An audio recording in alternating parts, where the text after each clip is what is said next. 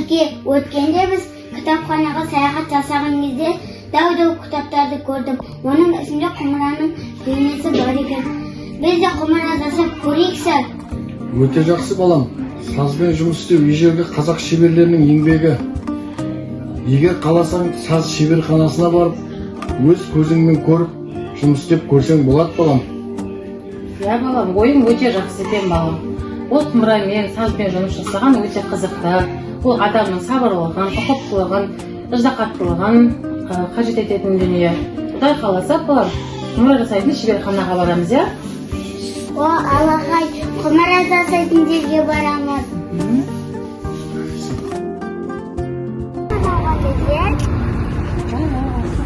Музейге балам. Анасын жапты кістеген көріп көрейік. Жарайды кет, балам.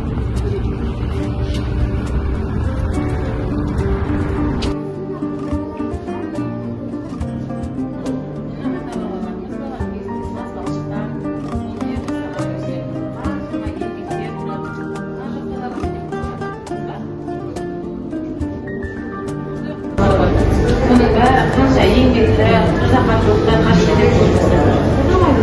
Осының бәрін ата-бабаларымыз кезінде өз қолымен жасаған құмыралар.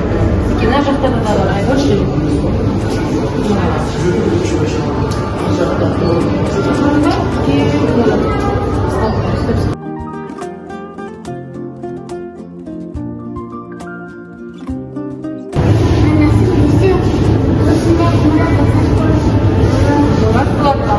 Қазір осы музейден шыққаннан кейін құмыра жасау орталығына барамыз, я? Сол жақтан жүйе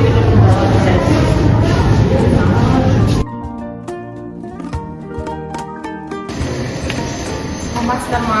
Ал балам, біз құмыра жасайтын шеберханаға келдік. Аллахай, құмыра жасайтын жерге келдік. Келе қойыңыздар.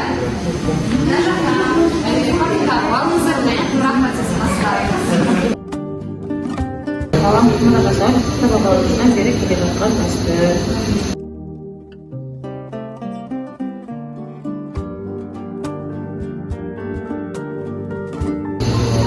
Анасын өз қолынан жасаған құмыраны отбасынан.